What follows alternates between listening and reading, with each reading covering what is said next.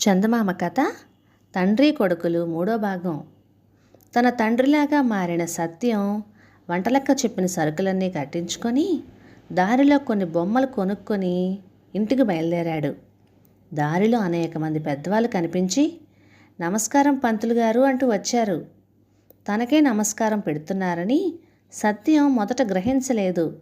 కానీ ఆ విషయం తెలుసుకున్నాక చాలా సంతోషించాడు.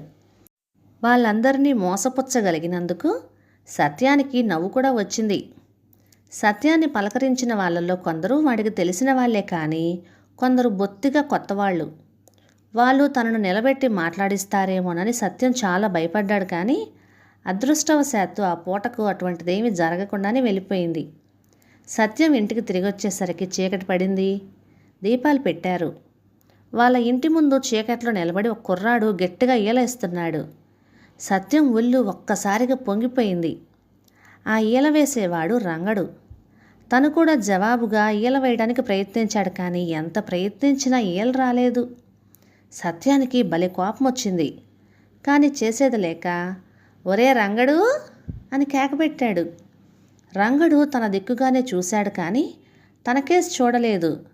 వాడికి ఆ మసక చీకట్లో లావుపాటి శరీరము, బట్టతల, నెరిసిన మీసాలు, కళ్ళజోడు అవి కనిపించాయి.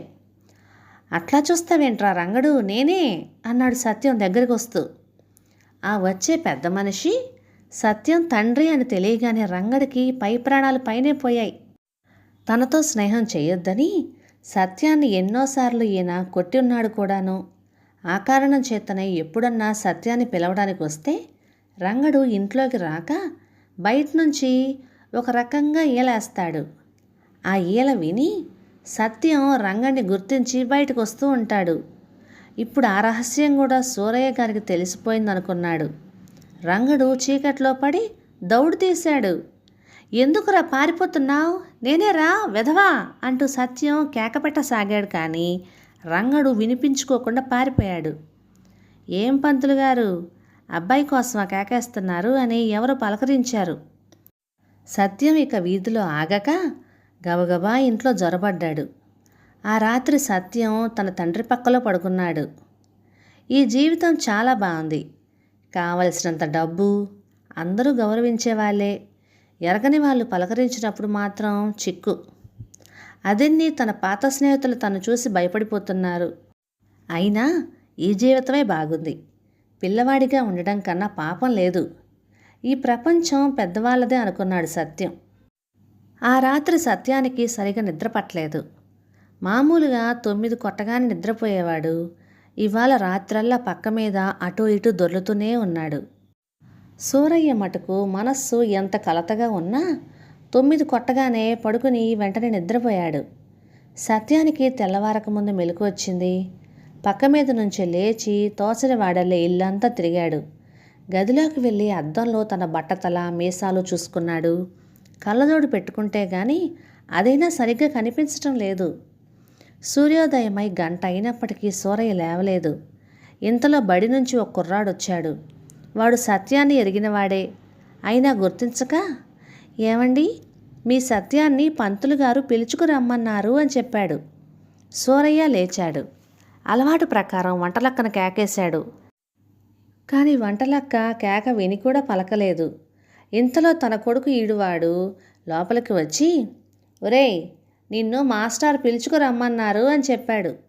సూరయ్యకు కోపము, ఏడుపు కూడా వచ్చాయి. ఛీ, ఎవడ్రా నువ్వు, పో అవతలకి, ఆ పంతుల్నే ఇట్లా రమ్మను అన్నాడు సూరయ్య. కానీ సూరయ్య బడికి వెళ్ళక తప్పలేదు. బడి నుంచి వచ్చిన కుర్రవాడు గట్టివాడు. వాడంటే పిల్లలందరికీ హడలే. ఎవరు బడికి రాకపోయినా మాస్టారు వాణ్ణే పంపిస్తారు.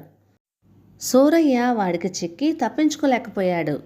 సూరయ్యను చూడగానే మేస్టారు పేముబత్తం తీసుకునొచ్చి 2 చేతుల మీద 4-5 దెబ్బలు కొట్టి గోడ కుర్చీ వేయించి, మీ తండ్రి గారు ఎంత పెద్ద మనిషి, ఆయనకు నీ వంటి దౌర్భాగ్యుడు పుట్టడం చాలా ఆశ్చర్యంగా ఉంది.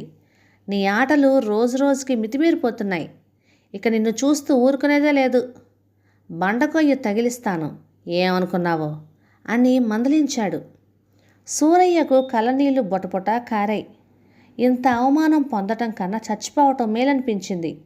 ఆ పంతుల్ని, ఆయన చెప్పే చదువు పద్ధతిని, అక్కడి పిల్లల్ని చూస్తే సూరయ్యకు ఆశ్చర్యము, కోపము కూడా వచ్చాయి.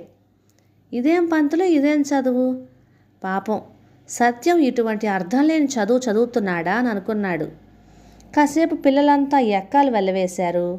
ఆ తర్వాత నెలల పేర్లు, తిథుల పేర్లు వెళ్ళవేశారు. అంతా కలిసి అరుస్తుంటే కాకి గోల. ఆ తర్వాత పిల్లల్ని అల్లరి చెయ్యొద్దని చెప్పి పంతులు గోడకి చెరగలపడి నోట్లోకి ఈక వెళ్ళింది కూడా తెలియకుండా గురకబెట్టి నిద్రపోయాడు. పిల్లలు అల్లరి ప్రారంభించారు. పిల్లలంతా సూర్యం చుట్టూ మోగారు. అందరూ తనని సత్యం సత్యం అని పిలిచేవాళ్లే కానీ ఒక్కరి పేరు కూడా తనకు తెలియదు. ఒక్కరి మొహమో తను ఎరగడు. ఆ సంగతి పిల్లలకేం తెలుస్తుంది? సత్యం పొగరుబట్టి తమతో మాట్లాడడం లేదు అనుకున్నారు వాళ్ళు. సూరయ్యను ఏడిపించడం మొదలుపెట్టారు. ఒకడు చెవిగిల్లాడు, మరొకడు తొడపాసం పెట్టాడు. ఈ కుర్రవెధవలు తనను ఇంత చులకనగా చూస్తున్నారని రోషము, ఏమీ చేయడానికి లేకపోవటం వల్ల దుఃఖము సూరయ్యను బాధించాయి. ఆఖరికి భరించలేక ఒక పులికేక పెట్టాడు సూరయ్య. అతను అంత పని చేస్తాడని పిల్లలెవరూ అనుకోలేదు. పంతులు లేస్తాడని వాళ్ళకి తెలుసు. అందుచేత చప్పున ఎవరి దారిన వాళ్ళు ఏమీ ఎరగనట్టుగా కూర్చున్నారు. పంతులు లేవనే లేచాడు. లేస్తూనే బెత్తం తీసుకుని సూరయ్యను బాధసాగాడు. సూరయ్యకు మతిపోయినట్టయింది. నీ తాడు తెగ, నీ చదువు చట్టుబండలుగాను, ఇందుకేనా నేనెంత డబ్బిచ్చింది? ఉండు, నిన్నేం చేస్తానో. మాటి మాటికి బెత్తం తీసుకొని పిల్లల్ని చావగొడతావుట్రా, నీ చేతులు పడిపోను అని సూరయ్య పంతుల్ని తిట్టసాగాడు. మిగిలిన పిల్లలంతా గట్టిగా నవ్వసాగారు. పంతులు ఒక్క క్షణం పాటు నిర్ఘాంతపోయాడు. ఏమనుకున్నాడో ఏమిటో సూరయ్యను వెళ్ళి గోడ కుర్చీ వేయమన్నాడు. సూరయ్యకి క్షణానికి పరాభవం జాస్తి అవుతుంది కానీ తగ్గటం లేదు. పంతులు సూరయ్యని పరీక్షించ ప్రారంభించాడు. పంతులు వేసిన ప్రశ్నలు కొన్ని సూరయ్య సులభంగానే చెప్పాడు కానీ మరికొన్నింటికి చెప్పలేకపోయాడు. పుస్తకం చదివితే గానీ తెలియని విషయాలకు సూరయ్య ఎట్లా సమాధానం చెబుతాడు? గోడ కుర్చీ వేయటం సూరయ్యకు దుర్భరం అయిపోయింది. పిల్లలందరూ వేళాకోళం ప్రారంభించారు. గోడ కుర్చీ వేసి సూరయ్య అలసిపోయాడు. పంతులు వాళ్ళనేమీ అనలేదు. పంతులు లెక్కలిచ్చాడు. పంతులు లెక్క చెప్పటం ఇంకా పూర్తి కాక మునిపే సూరయ్య సమాధానాలు చెప్పసాగాడు. పంతులకి ఆశ్చర్యం వేసింది. సత్యం లెక్కల్లో మొద్దు. అటువంటి వాడు తడువుకోకుండా నోటి సమాధానాలు చెప్పటం పంతులకి ఆశ్చర్యంగా ఉండదు మరి? దొంగ వెధవా, ఇంతకాలము నీకు లెక్కలు బాగా వచ్చి ఉండి కూడా నా దగ్గర మొండితనం చేసి రానట్టుగా నటిస్తున్నావా అని పంతులు సూరయ్యని ఇంకో రెండేశాడు. ఎప్పుడు మధ్యాహ్నం అవుతుందా, ఎప్పుడు పంతులు బడి విడిచిపెట్టి ఇంటికి పోతాడా అని సూరయ్య ఎదురు చూడసాగాడు. ఎట్లాగైతేనేం పంతులు గారు బడి చాలించారు. మామూలు పిల్లవాడైతే బడి వదిలిన మరుక్షణం తిన్న దెబ్బలు చివాట్లు మర్చిపోతాడు. కానీ సూరయ్య ఇన్నేళ్ళు వచ్చినాక జరిగిన ఈ పరాభవం ఎట్లా మరుస్తాడు? అందరూ పిల్లలు ఇళ్లకు బయలుదేరారు. కొందరు పరిగెత్తారు, కొందరు వయ్యారపు నడకలు నడుచుకుంటూ చీకు చింత లేకుండా బయలుదేరారు. సూరయ్య తప్ప అందరూ ఉత్సాహంగానే ఉన్నారు. అందులో కొందరు సూరయ్య చుట్టూ చేరి, ఏరా సత్యం, ఏదో జరిగింది చెప్పవు, నీవు బొత్తిగా కొత్త మనుషులే ఉంటున్నావే అని గుచ్చి గుచ్చి అడగసాగారు. సూరయ్య విసుక్కొని, నేను కొత్త మనిషినే, అసలు నా పేరు సత్యం కాదు, నన్ను పలకరించకండి అన్నాడు. ఇంటికి పోయి ఏం చేయాలి? ఇంట్లో సత్యం ఏం చేస్తున్నాడు? వాడి రహస్యం ఈ పాటికి అందరూ కనుక్కొని ఉంటారా అనుకుంటూ సూరయ్య ఈ ఆలోచనలతో జారిపోయిన ఆశ మళ్ళీ తిరిగి రాసాగి, తను సూరయ్య అంటే నమ్మరు నిజమే, కానీ సత్యాన్ని చూసి తనే అని మటుకు ఎవరు నమ్ముతారు? తన స్నేహితులు ఎందరో వస్తారు, వ్యవహారాలు మాట్లాడతారు. అవన్నీ సత్యానికి ఏం తెలుసు?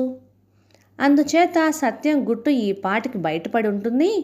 సత్యం గుట్టు బయటపడితే తన విషయం సులభంగా రుజువవుతుంది అనుకుని ఈ ఆశతో సూరయ్య ఇంటికి బయలుదేరాడు. సూరయ్య అనుకున్నది జరిగిందో లేదో, అసలు సత్యం ఇంటి దగ్గర ఏం చేస్తున్నాడో తరువాయి భాగంలో చూద్దాం. ఇక ఈ కథ మీకు నచ్చినట్లయితే లైక్ చేయండి, షేర్ చేయండి, సబ్స్క్రైబ్ చేయండి. Thank you.